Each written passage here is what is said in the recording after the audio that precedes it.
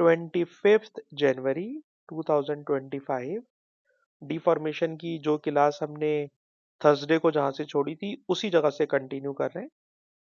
Question ये है कि किसी स्प्रिंग को आपने कंप्रेस किया, इसके कंप्रेशन से सर स्प्रिंग में आ गई इलास्टिक पोटेंशियल एनर्जी। जब आप स्प्रिंग को रिलीज करोगे तो इलास्टिक पोटेंशियल एनर्जी ट्रांसफर हो जाएगी काइनेटिक एनर्जी में। तो इलास्टिक पोटेंशियल एनर्जी जब काइनेटिक एनर्जी में कन्वर्ट होगी, ट्रांसफर होगी, तो we have to plot a graph kinetic energy versus compression.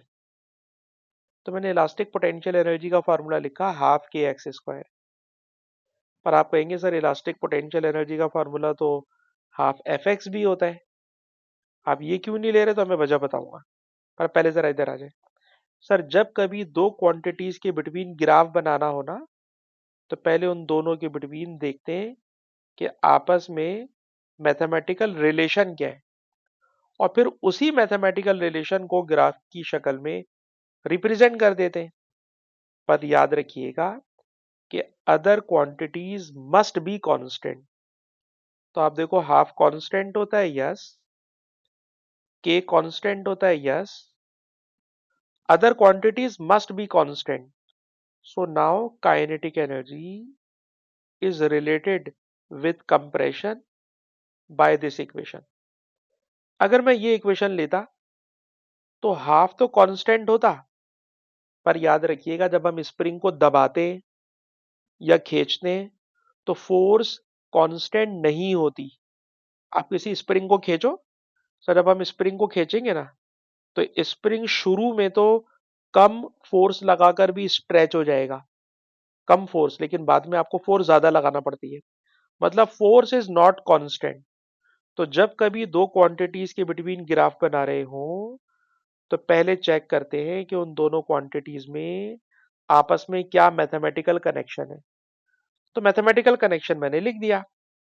कहते हैं अगर इस मैथमेटिकल कनेक्शन में काश स्क्वायर नहीं होता, सर अगर स्क्वायर नहीं होता ना तो ग्राफ बन जाता स्ट्रेट लाइन।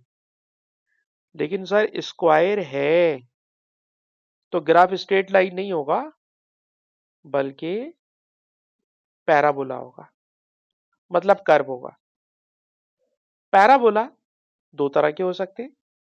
जो बच्चे मैथमेटिक्स पढ़ते हैं उनको पता है कि पैराबोला या तो वाई एक्सिस के, यानी वाई एक्सिस पे उसकी एक्सिस ऑफ सिमेट्री होती है, या पैराबोला की axis of symmetry x axis पर होती है। इस तरह के क्वेश्चन में हम देखते हैं कौन सा वेरिएबल लीनियर है, किसकी पावर 1 है। सर जिसकी पावर 1 होती है ना उसी को मान लेते हैं एक्सिस ऑफ सिमेट्री। और एक्सिस ऑफ सिमेट्री अगर आप काइनेटिक एनर्जी को लें तो जो ग्राफ बनेगा बेटा वो ये वाला बनेगा। यानी काइनेटिक एनर्जी को ले लेते हैं एक्सिस ऑफ सिमेट्री, और अगर काइनेटिक एनर्जी को एक्सिस ऑफ सिमेट्री ले लिया तो ग्राफ ये वाला बनेगा। लेकिन इसमें फिजिक्स में सर पैराबोला आधा बनाते, और जब आधा बनाते तो बेटा ये वाला इसका ग्राफ बनेगा, ये वाला इसका ग्राफ बनेगा। ठीक है जनाब। अच्छा जी, तो ये मैंने ग्राफ के बारे में आपको बात सुना दी। अच्छा क्वेश्चन नंबर 4 तक मैं लेकर आ गया था। क्वेश्चन नंबर 5 बेटा प्रोजेक्टाइल मोशन है। क्वेश्चन नंबर 5 के अंदर कोई खास बात, मुश्किल बात नहीं है, आराम से हो जाता है। क्वेश्चन नंबर 6 अभी आप बच्चे नहीं आए थे तो मैंने उमर और फाइक के साथ कराया है। बहुत बचकाना सवाल है, ग्रेडियंट निकालना है और पोटेंशियल एनर्जी निकालनी है। लेकिन क्वेश्चन नंबर 7, 8, 9 एक रिकॉर्डिंग मैंने दी है, 10, 11, 12 एक और रिकॉर्डिंग दी है, दोनों एक एक घंटे की क्लासेस हैं।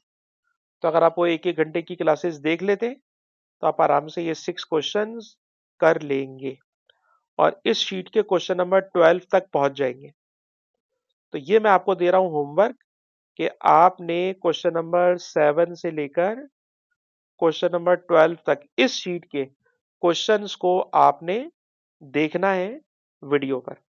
और पेपर 2 के क्वेश्चन बहुत आसान है, बहुत आसान है, इसलिए मैं आपसे कहूंगा उसको रिकॉर्डिंग पे देखें। लेकिन लाइव क्लास में हम आपको कराना चाहते हैं P1 के क्वेश्चन।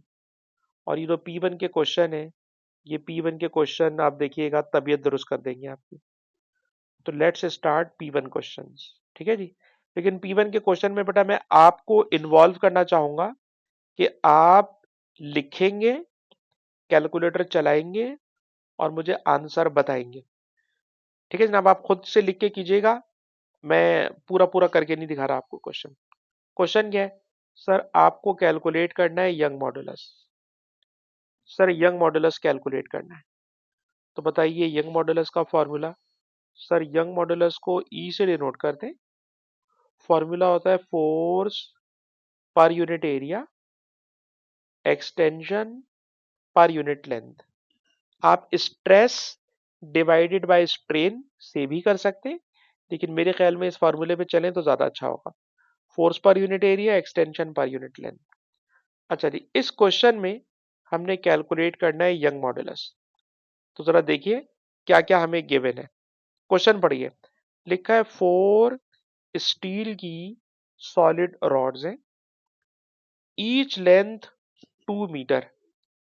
सर लेंथ 2 मीटर है। Cross sectional area 250 millimetre square. Area 250 millimetre square. आपको पता है मिली का मतलब -3, स्क्वायर करोगे ना तो इट बिकम्स -6। 250 millimetre square. कह रहे जनाब इसके ऊपर हमने लोड लाके रख दिया है। लोड है 10 किलो न्यूटन का। लोड है 10 किलो न्यूटन का, तो ये 10 हो गया, ये किलो हो गया। 10 किलो न्यूटन का लोड, और इस 10 किलो न्यूटन के लोड से रॉड में कंट्रैक्शन हो गई है 0.1 मिलीमीटर। 0.1 मिलीमीटर, ठीक है जनाब। अब आप यंग मॉडुलस निकाल सकते हैं, लेकिन मैंने जानबूझ के इसमें एक गलती की हुई है। मैं पूछना चाहूंगा ताहा आपसे कि क्वेश्चन में पढ़ें मैंने क्या गलती की है। सारी वैल्यूज तो सही पुट की हैं, पर एक कोई छोटी सी गलती की है जिससे मेरा आंसर गलत आएगा। ताहा हमें हमारी गलती बताइए।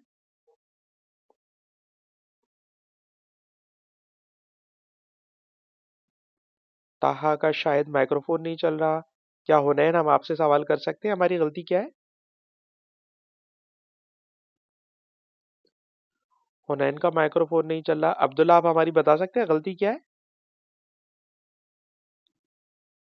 अब्दुल्ला गलती बताइए, क्या मिस्टेक मैं कर रहा हूँ?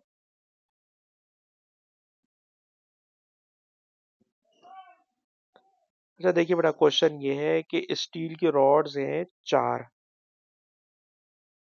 स्टील की रॉड्स बेटा कितनी है? 4 है, ठीक है। तो जो आपने लोड लाके रखा है ना बेटा, ये समझ लें टेबल की 4 लेग्स है। तो टेबल की 4 लेग्स के ऊपर जब आप कोई लोड लाके रखते हो, तो हर एक रॉड के ऊपर जो वेट आएगा ना, ठीक है जनाब, लिखा हुआ है इक्वली सपोर्ट।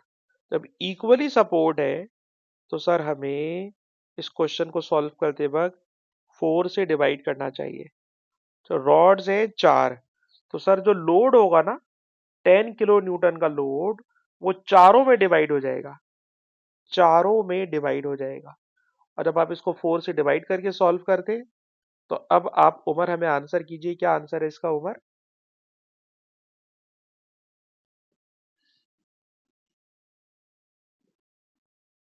उमर भाई आंसर बताइए।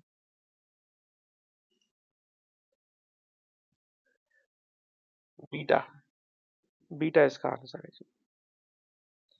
ठीक है ना। तो क्वेश्चन में खाली ये वाला नंबर थोड़ा सा मेरे ख्याल में मुश्किल है, बाकी तो सारी चीजें बच्चे सीधे सीधे पुट कर लेते हैं। ठीक है जी। पहला क्वेश्चन था, बहुत मुश्किल सवाल नहीं उठाया मैंने, कुछ मुनासिब सा सवाल था। लेकिन ये क्वेश्चन बाकायदा अजीब सा सवाल है। क्या इसमें अजीब बात है? तो जरा सुने, क्वेश्चन पढ़िए बेटा। पहली बात तो ये कि ये क्वेश्चन एग्जाम में 2 दफा आया है, और क्वेश्चन ये है कि इसमें कंपोजिट रॉड है। कंपोजिट रॉड का मतलब पूरी रॉड एक मटेरियल की नहीं बनी हुई है। आधी रॉड प्लास्टिक की है, जिसको मैंने रेड कलर से हाईलाइट कर दिया है, और इसकी आधी रॉड नायलॉन की बनी हुई है। तो रॉड कंपोजिट रॉड जिसमें 2 डिफरेंट मटेरियल यूज किए गए, इस रॉड को मैं खींच रहा हूं। तो यकीनन खींचने के लिए मैं स्ट्रेस लगा रहा हूं।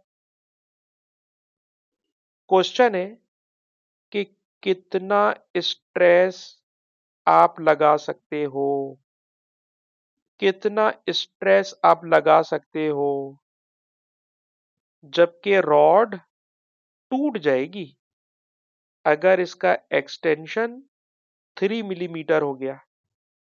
यानी आपको पता है कि एक्सटेंशन प्लास्टिक की रॉड में भी होगा, एक्सटेंशन नायलॉन की रॉड में भी होगा, और दोनों रॉड्स का टोटल एक्सटेंशन 3 मिलीमीटर तक जा सकते हो। दोनों रॉड्स का टोटल एक्सटेंशन 3 मिलीमीटर तक जा सकते हो। जब आप 3 मिलीमीटर तक जा सकते हो तो मैंने दोनों के एक्सटेंशन को सम की फॉर्म में लिख दिया कि it is the given condition. Sir ये उन्होंने हमें कंडीशन दे दी है कि दोनों रॉड्स में टोटल एक्सटेंशन 3 मिलीमीटर का हो सकता है। ये कंडीशन दी हुई है। कैलकुलेट क्या करना है? सर स्ट्रेस कैलकुलेट करना है। गिवन क्या है? सर यंग मॉडुलस गिवन है।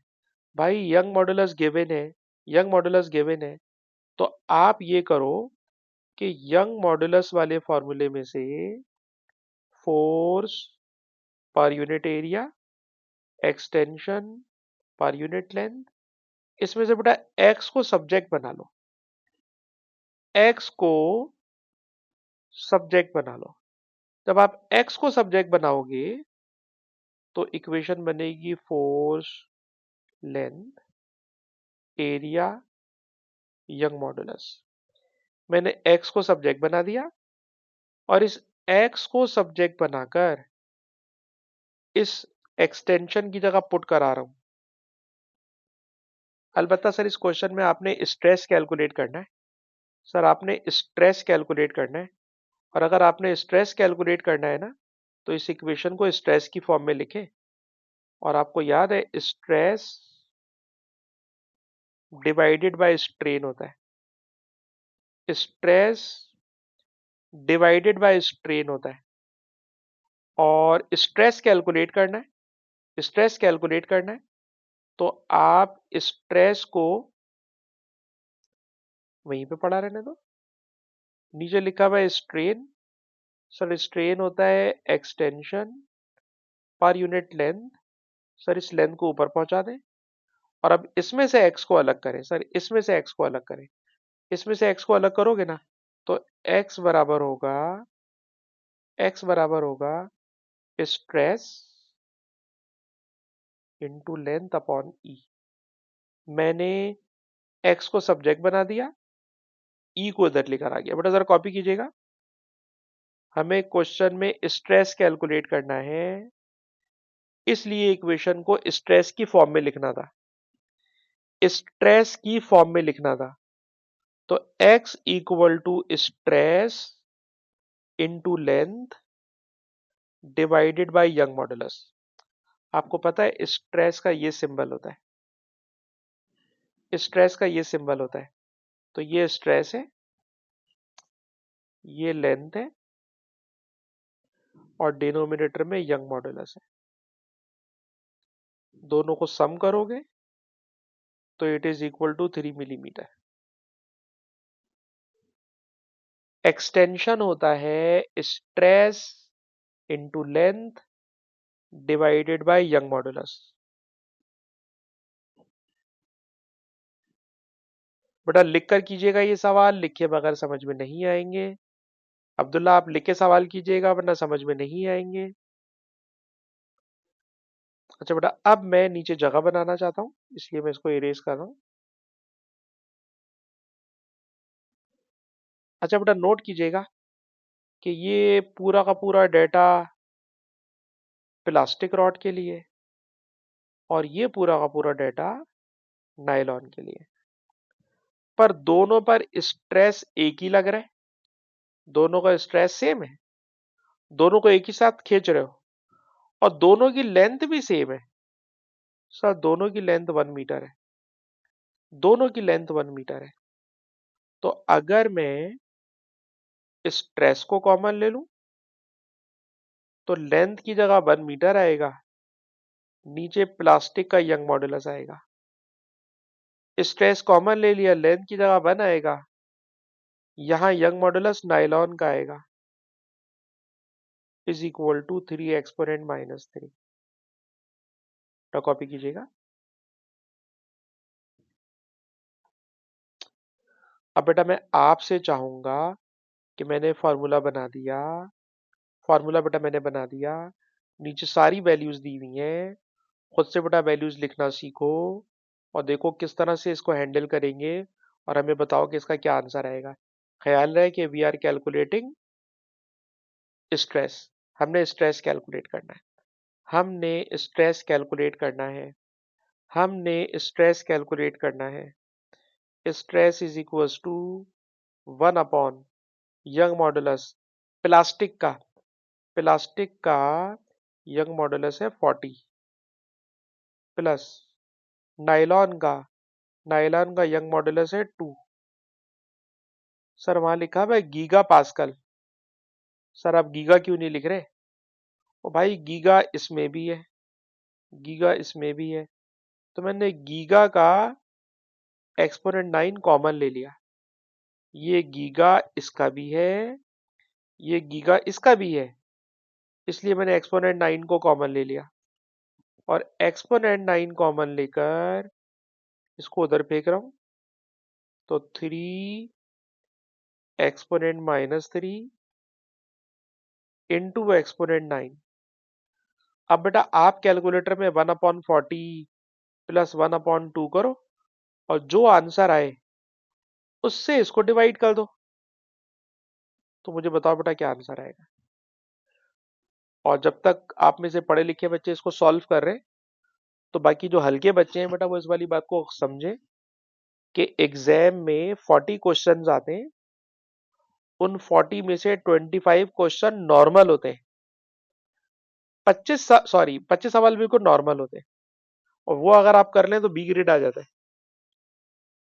लेकिन 15 सवाल ऐसे होते हैं जैसे ये पागलपन का सवाल है, आप इस सवाल को देखो, ये पागलपन का सवाल है या नहीं?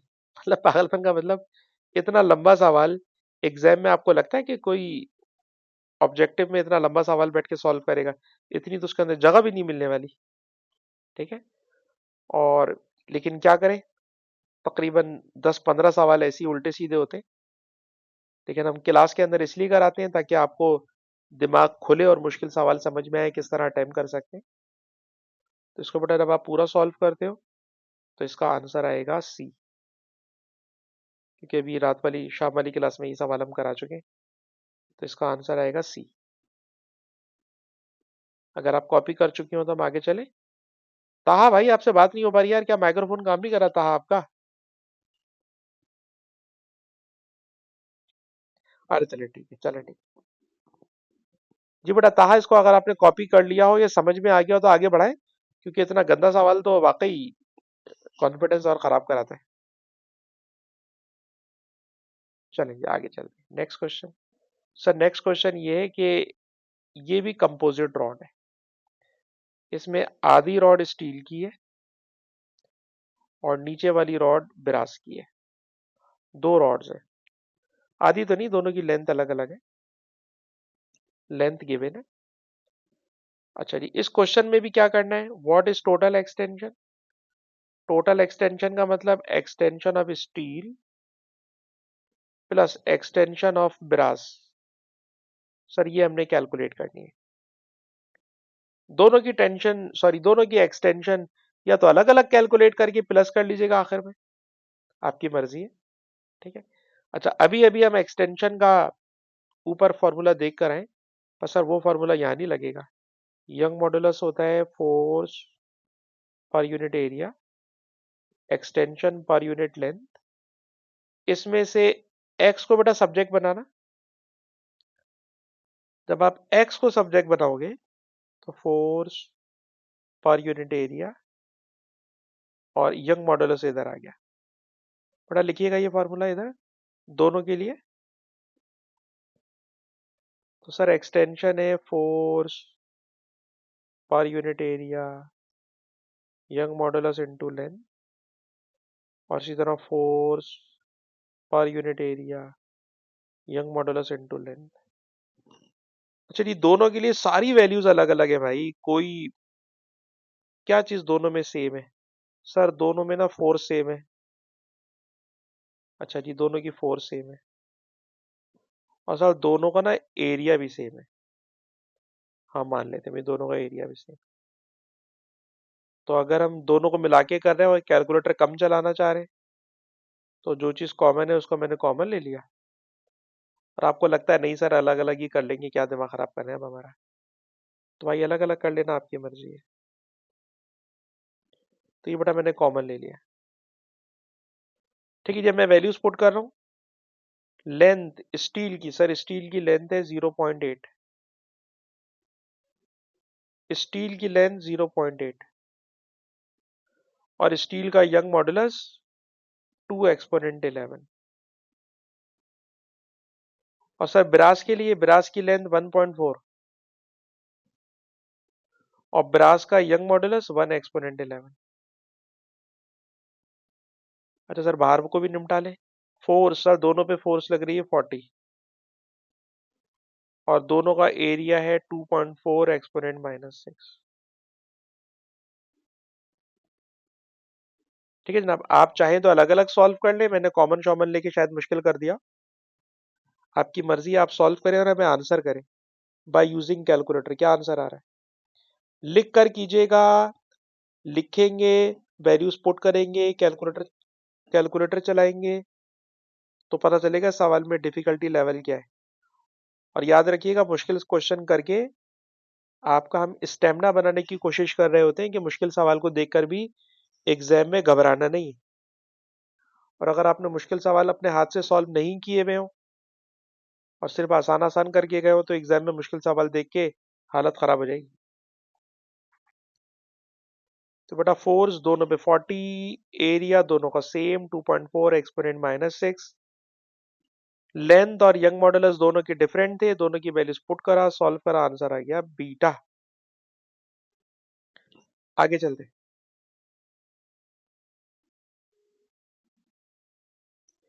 ये क्वेश्चन बहुत ही आसान सा, मैंने एक सवाल डाल दिया कि कोई आसान सवाल करके भी बच्चा खुश हो जाएगा। सर ऐसे सवाल भी आते हैं एग्जाम में, आसान भी आते हैं भाई।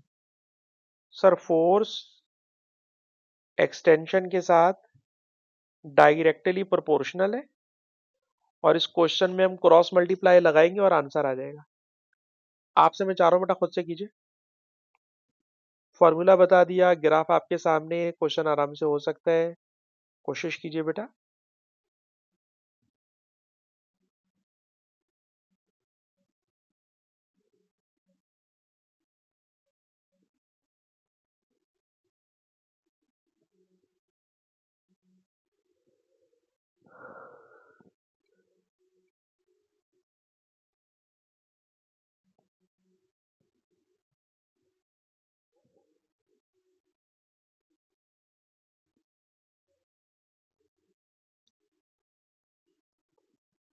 ग्राफ में फोर्स है 5 न्यूटन, एक्सटेंशन 14 नहीं है सर, एक्सटेंशन माइनस करके आती है। It is length of spring 14 - 11, extension is 3 centimetre. Force 5 Newton, extension 3 centimetre. कह रहे 7 न्यूटन पर एक्सटेंशन बताएं, 7 न्यूटन पर एक्सटेंशन बताएं। तो इसका आंसर आप बता रहे हैं मैं बीटा 21 डिवाइडेड बाय 5, ये होना चाहिए ना।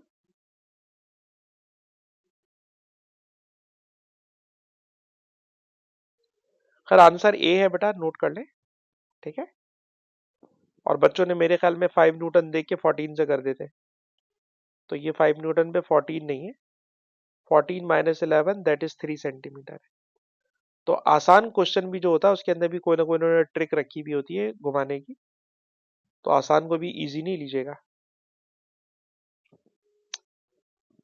7 3 जा 21, 21 डिवाइडेड बाय 5 इट इज 4.2। अच्छा ये एक और क्वेश्चन है, इस क्वेश्चन को मैं पढ़ के बता दूंगा तो बेकार हो जाएगा, पहले खुद से पढ़े, पहले खुद से पढ़े बेटा क्वेश्चन को।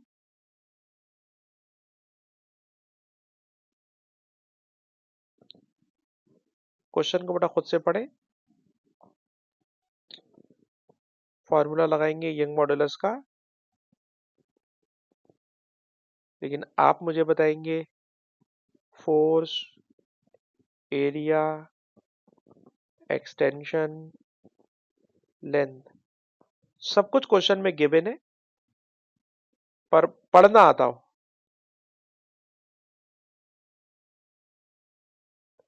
फोर्स की वेरिएशन दी हुई है 0 न्यूटन से 10 न्यूटन तक, आपकी मर्जी है जो दिल चाहे फोर्स ले ले, पर ऐसी फोर्स लीजिएगा जिसका कॉरिस्पॉन्डिंग एक्सटेंशन ग्राफ में कैलकुलेट करना आसान हो। ऐसी फोर्स लीजिएगा जिसमें एक्सटेंशन ग्राफ में से रीड करना आसान हो।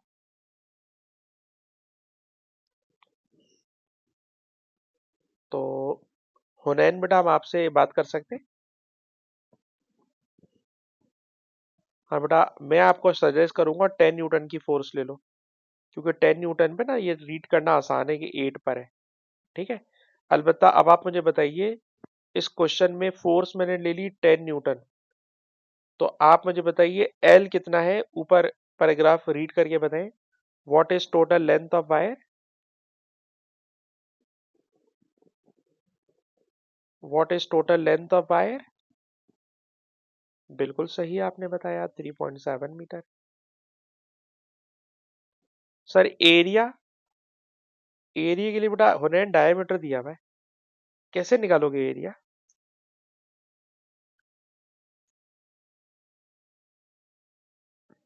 सर एरिया होता है पाई आर स्क्वायर, तो पाई होता है 3.4। रेडियस के लिए सर उन्होंने डायमीटर दिया हुआ है, तो डायमीटर को हाफ कर लेंगे। सर मिलीमीटर दिया हुआ है, तो -3 भी लगाना पड़ेगा। तो ये बेटा मैंने पाई आर स्क्वायर बना दिया। पाई आर स्क्वायर के बाद चाहिए एक्सटेंशन। एक्सटेंशन और एन पढ़ के बताना, एक्सटेंशन कितनी लेंगे?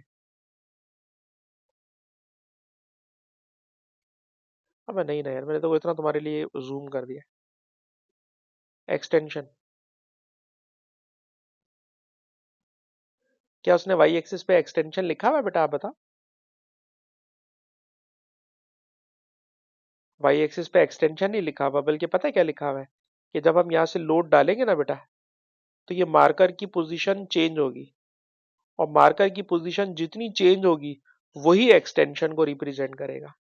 तो मार्कर की पोजीशन बताइए, जब 4 0 थी, जब 4 0 थी, तो मार्कर की पोजीशन थी 4.5, और जब बेटा फोर्स हो गई 10 न्यूटन, तो मार्कर की पोजीशन हो गई 8.0। जी 3.5 होगी, तो 3.5 बेटा मैंने यहाँ पे कर दिया, और वो 3.5 भी मिलीमीटर में, अल्लाह, तो एक और एक्सपोनेंट -3 आएगा। अब आप सॉल्व करके बेटा मैं आंसर, कोई बच्चा बताए क्या आंसर बनेगा?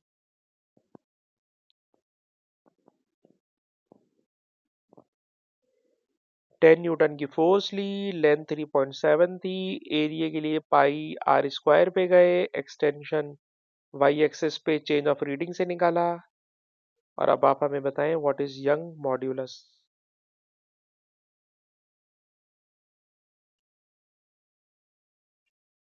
2.7 तो इसमें कहीं है ही नहीं,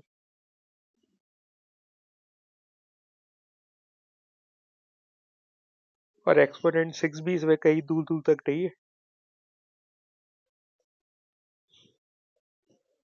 उमर बता रहे हैं डी।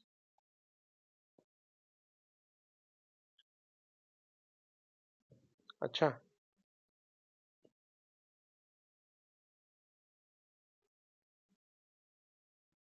अच्छा जी जरा देखिएगा, 10 इंटू 3.7। ठीक है जी।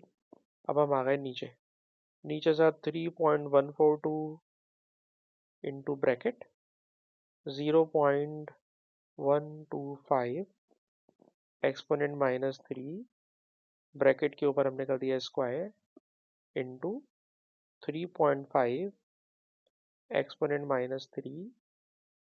तो ये बेटा इसका आंसर आ गया, आंसर आ चुका है। इस आंसर को बेटा मैंने कर दिया ई एन जी करा तो बेटा देखो साफ आ रहा है 2.15 एक्सपोनेंट 11। ठीक है बेटा, ताहा आ रहा है।